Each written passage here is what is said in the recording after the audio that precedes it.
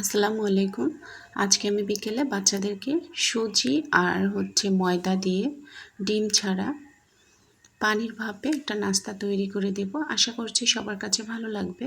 তো প্রথমে আমি এখানে হাফ কাপ চিনি নিয়েছি আর এখানে হাফ কাপ দিয়ে আরও অর্ধেক দিয়েছি সুজি। এটা চিকন দানার সুজিটা হলে খুব ভালো হবে।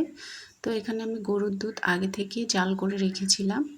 যতটুকু সুজি নেবেন তার ডাবল দুধ দিতে হবে। তো আমি সেই পরিমাণে এখানে গরুর দুধটা দিয়ে দিচ্ছি। এই দুধটা ঠান্ডা ছিল, আমি জাল করে রেখে আগে ঠান্ডা করে নিয়েছি। তো যারা মিষ্টিতে একটু লবণ খেতে পছন্দ করেন তারা সামান্য পরিমাণে একটু লবণ দিয়ে দিবেন। এখন আমি ভালোভাবে ফেটিয়ে নিচ্ছি যতক্ষণ না পর্যন্ত চিনিটা গলে যায়। তারপর আমি এটা 10 মিনিটের জন্য রেস্টে রেখে দেব। তো 10 মিনিট পরে আমি আরও কিছুক্ষণ এটা ভালোভাবে মিশিয়ে নেওয়ার পরে আমি এখানে হাফ কাপ ময়দা দিয়ে দিচ্ছি। যেহেতু সুজি আমার হাফ কাপের বেশি ছিল তাই ময়দাটাও একটু বেশি দিয়েছি। এরপর আমি 1 চা চামচের মতো বেকিং পাউডার দিয়ে দিচ্ছি। এখানে অবশ্যই বেকিং পাউডারটা ব্যবহার করতে হবে।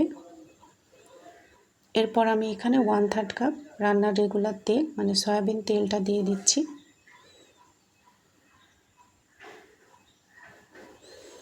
এখন আমি এখানে ভ্যানিলা এসেন্স দিব সুন্দর একটা ফ্লেভারের জন্য। ভ্যানিলা এসেন্স না থাকলে আপনারা এলাচের গুঁড়োটাও দিতে পারেন। এখন সবগুলো উপকরণ খুব ভালোভাবে মিশিয়ে নিব। আমি এখানে কোনো প্রকার ডিম ব্যবহার করিনি। আর একটা মোল্ড আগে থেকে রেডি করে রেখেছি, তেল ব্রাশ করে উপরে একটা পেপার দিয়েছি।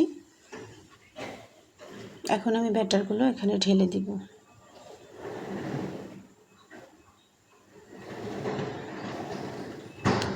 তো আগে থেকে আমি একটা পাতিলে পানি গরম করতে বসিয়ে দিয়েছি। যখন পানিটা টকবক করে উঠবে একটা স্ট্যান্ড বসিয়ে দিয়ে আমি ব্যাটারের বাটিটা দিয়ে দিলাম আর ছিদ্রটাও বন্ধ করে দিচ্ছি। তো আমি কয়েক মিনিট ভাপিয়ে নিব। তো চেক করে দেখছি যে এটা হয়েছে কিনা।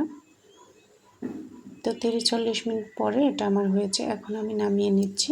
তো ঝটপট বিকেলবেলা বাচ্চাদেরকে এভাবে নাস্তা তৈরি করে দেওয়া যাবে। তো যদিও আমার সুজির কেকটা খুব বেশি ফোলেনি, কেন এরকম হলো বুঝতে পারলাম না। তবে খেতে কিন্তু অনেক বেশি মজা হয়েছিল। আমি কেটে দেখাচ্ছি, সফট হয়েছিল।